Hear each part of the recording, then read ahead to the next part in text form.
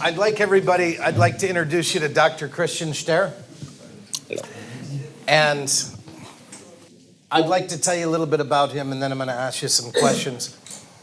Dr. Stehr is traditionally trained as an orthopedic and trauma surgeon.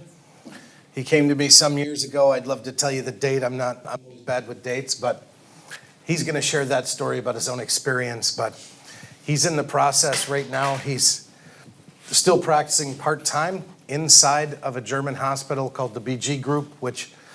Chiropractic, not surgery anymore. Yeah. I know. Just You see? Anyways, he practices 10 hours a week inside of a hospital where he was a surgeon for 12 years, a trauma surgeon, and a contract just delivering chiropractic, which is very unique. This BG system in Germany, in America, it's like the workman's compensation system when people get injured in the workplace. And he's just in the process of, he has been since November, opening up his first private practice, got a beautiful location. I'm one of a handful of people that I've been waiting to get in private practice because it's going to be legendary with a handful of these people. Some of them already have practices that most people in the world don't know about. These former surgeons have become chiropractors. They have so much validity with the people in the community that he's one of my close friends. He's my buddy in Hamburg. We do vacation days in Hamburg, and he has such a big heart. I'm so excited for his practice to be open so the community can just start coming in. But I did tell him to take his time and make his practice his living room. He literally lives like 200 meters away from his office. It's fantastic. But anyways, what I wanted to ask you, the first question is, what first made you want to become a doctor? A medical doctor. Because I wanted to help people, wanted to do something good. Really. And that was the only thing medical for me. I didn't know anything about chiropractic, never heard it before. So in Germany, the only possibility is studying medicine. No, I know. You don't have to say it defensively, man. I love your path. Okay. I just want to start that with your story to find out. Keep it up here, would you please? Okay. And the second was, what made you move towards chiropractic? Okay. That is, thank you, Karen, for your speak. But really good. What you said about Discover, I totally agree. And what you said, life is guiding us. I didn't choose chiropractic. Chiropractic came on one stage in my life when I was ready for it. It came in my form, in my case, in the form of Corinna. We worked together in the same... She's going to get her time. Yeah. It's all about you it's now, just big boy. I know, but she came and said, there is another chiropractic program at the American Institute of Chiropractic, let's go there. And I know it's a good advice sometimes to do what Corinna says, so I ended up there. That was at the stage. Another smart man that listens to women in his life, like me, that's why we're happy. So I ended up there, in your class.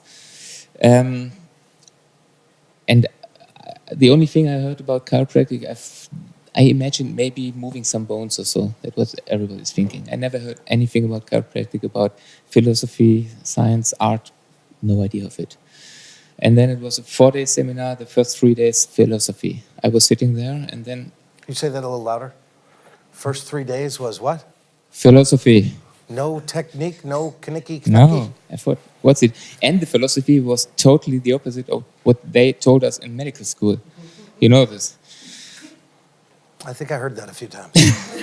Being a medical guy in the medical system, hearing all this stuff, and hard to discuss with you, nearly impossible, about temperature, fever, vaccination. That was really, I thought, what's he telling? It's like, you can't do this. But then something must be right with this. And finally, at day 4, you showed us how to move the sacrum. One bone. I thought, what's this? Why is that significant? Why is that significant? The sacrum. Really significant. By the way, I remember you at the last day having a sacrum. Mark was sitting there looking. He showed us how to move the sacrum, yeah? He was sitting there looking through the holes and, the sacrum, really admiring it and saying, the Romans say the sacral bone, the center of all life, go out, adjust, and I'm so excited when you tell all the miracles happened when you come back next time. And I thought, what's he doing? What's he telling? And exactly that happened. Crazy things happened I never could imagine. So when you went back to the hospital Yeah. as a surgeon, did they just let you roll people into the No. room and start adjusting the sacrum? Yes. Or? At the end, yes. At the beginning, No. I was very afraid. So, I told this. I did it a bit secretly, grabbed some nurses, adjusted them, and they were totally happy. And just the basic things, the leg length difference. You see the people, adjust them even. This is, for a medical man, it's like a miracle. You can imagine. Normal, you go to an orthopedic surgeon and he puts something in the shoe to balance it. So more and more crazy things happen. Even we think pain in the elbow, this has to do something with the elbow. I couldn't imagine that a tennis elbow gets better when you adjust the sacrum, and all this stuff happens. So, and my first adjustment, maybe I should tell this. You asked us to get adjusted, and of course. Did I ask or did I say get on the fucking No. table? You said get on the fucking table, and we didn't get, and till today I didn't know how this could happen, that we didn't get adjusted at this time. I said, no, we learned this to serve the patient, to adjust patient, but not for myself. I'm fine. But at the evening on day 2 or 3, during you were teaching, you were standing, walking behind my chair, grabbing my head, and said, what was this?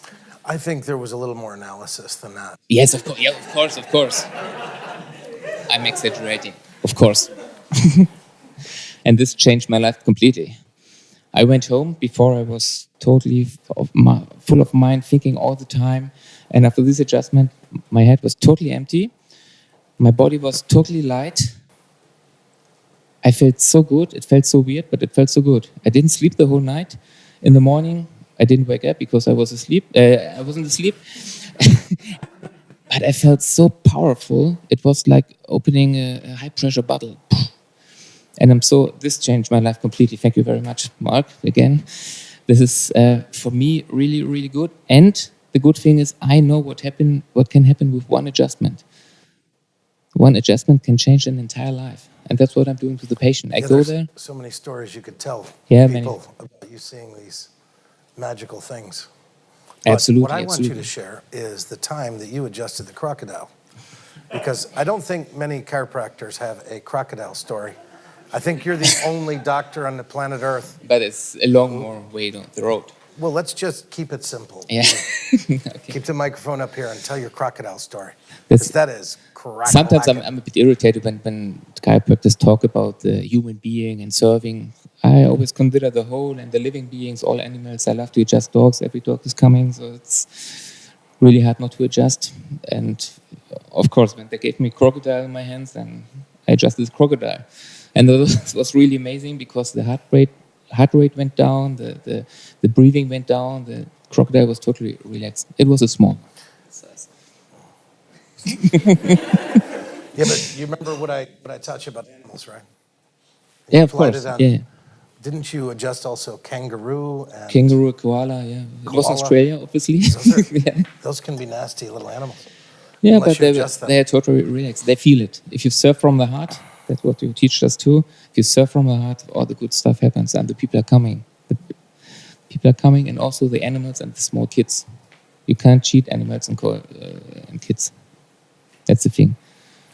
If you put your mind away, serve from the heart, feel it, then all the good stuff is happening.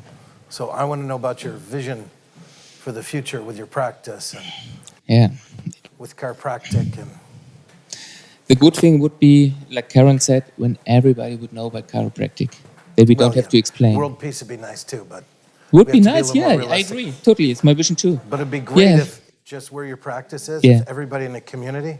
Okay, I couldn't handle it. I need some more bits. So first, that's why I'm in the hospital, and I think it's a good way to talk to my colleagues.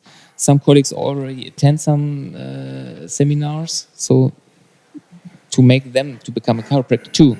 That's a really good thing. That's why I want to stay there in the hospital. I know. I know. A couple of 5 years. hours. Spreading like bacteria. More and more coming, yeah. That was my Also, plan. not only surgeons, also anesthesiologists and neurologists and a lot of other specificities in the medical world are coming. You're So- infecting them with health. Not in, yeah, okay, yeah.